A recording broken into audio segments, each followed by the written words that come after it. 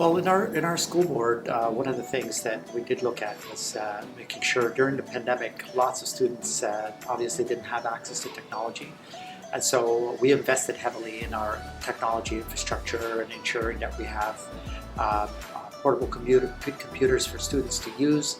And so we do have, quite a bit of technology in terms of accessibility for students across our system.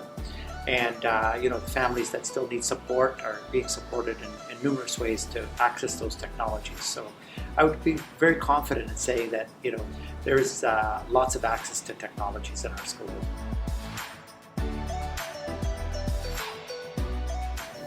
Yeah, this is an area that's really evolving at this time. And so we have some educators that are really embracing some of the AI tools and trying to experiment with it in their classrooms. We have students that are obviously, especially our high school students, many of them are engaging with the tools, especially the large learning models that are available, the language models that are available to them.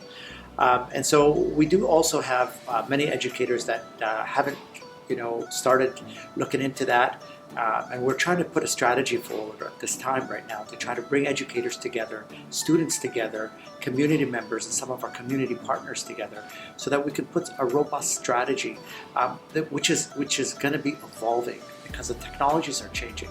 And so rather than being focused on the idea of policing, we need to find ways to ensure that students are actually focusing on their learning. And so what methods, what projects, what things are we giving students now that a language model can answer for them in a minute? And so how do we start shifting that thinking in terms of what students learn and what is it that we want them to know? Things that when we want them to focus on their experiences, for example, when they're working on teams, how do they feel?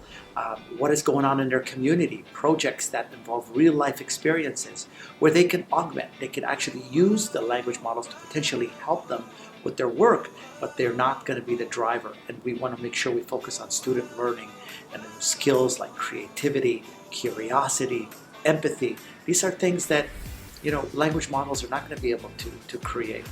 Being able to read a room and understand what happens when they present and when they do different things and when they interact with people.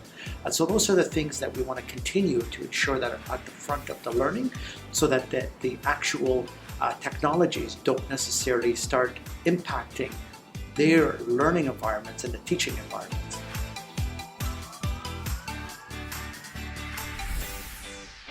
Yeah, so this is an area again that's evolving because of the speed and the rapid pace.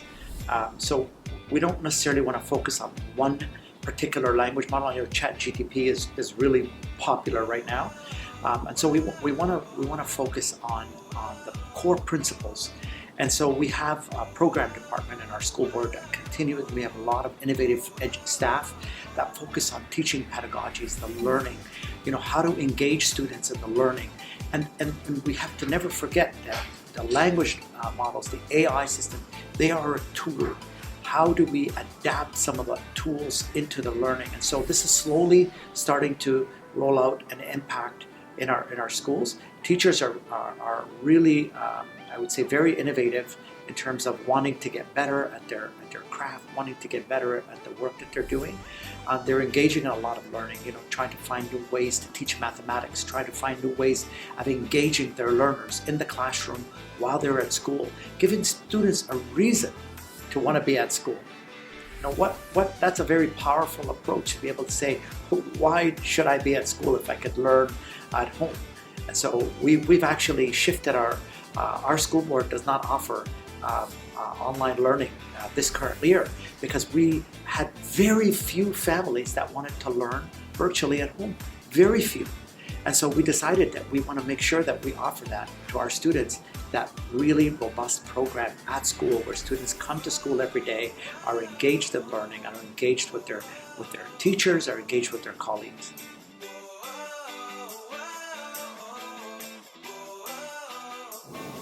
Now, this is an area that certainly is it's concerning because of the collection of data by the language models, ensuring that we find a way to teach our students about what to insert and what to input into these places. We haven't banned the use of the technologies. We're still evolving on our strategy, and so people are experimenting with it, but this is a real concern in terms of what people input.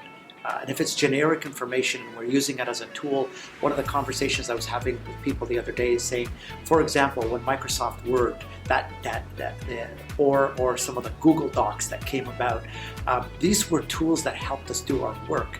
And at the beginning of these technologies, when they were coming in, people felt, whether it was grammar checks, or it was spell checks, or it was templates that were being put into, people thought that this was going to replace student learning.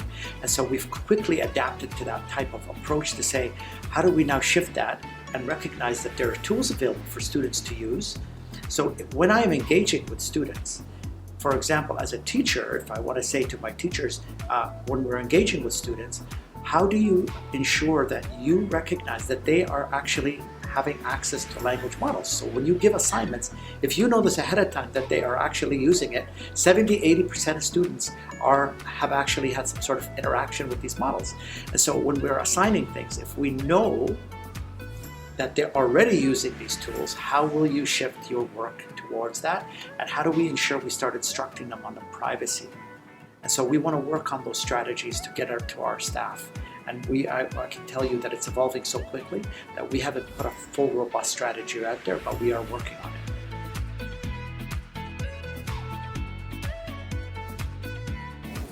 Well, so far my experience is being able to see people from other school boards and understand what's happening, being able to connect with some of the companies that are actually dealing with cybersecurity.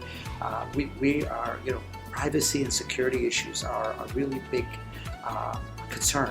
And so being able to interact with different people, hear what's available, hear what's out there, hear the challenges, and meeting other people has been absolutely terrific this morning.